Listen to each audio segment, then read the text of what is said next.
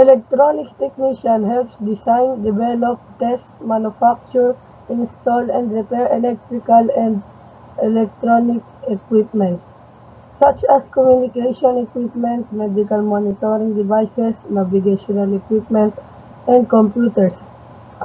They may be employed in product evaluation and testing, using measuring and diagnostic devices to adjust, test, and repair equipment.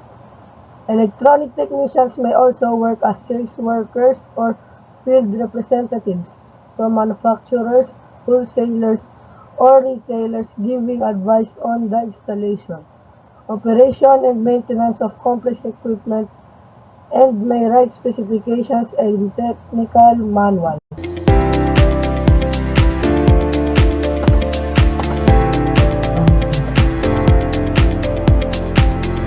Most employers prefer to hire electronics technicians with an associate degree or other post-secondary education in engineering technology, such as those available at technical institutes, at community colleges, at extension divisions of colleges and universities, at public and private vocational technical schools, and in the armed forces.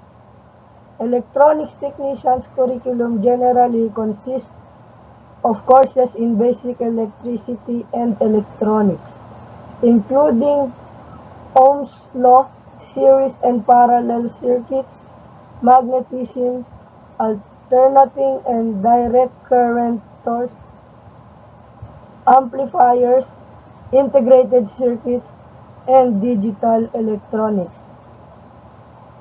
A significant component of course material includes laboratory experimentation. These laboratory courses and projects are often represent up to 50% of the course material and are used to reinforce theoretical concepts associated with the study of electronics.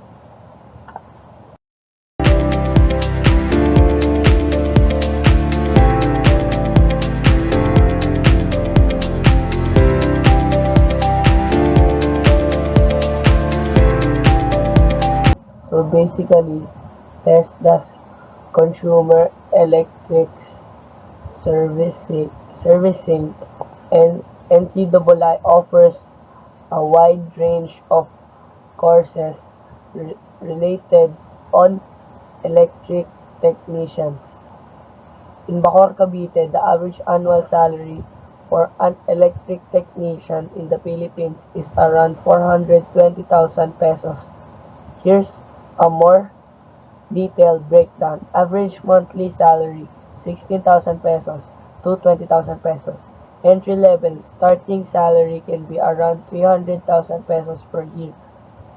Experienced workers can earn up to 1,497,600 pesos per year. Hourly rate, the average hourly rate is around 168 pesos. Junior electric technician average 230,937 pesos per year.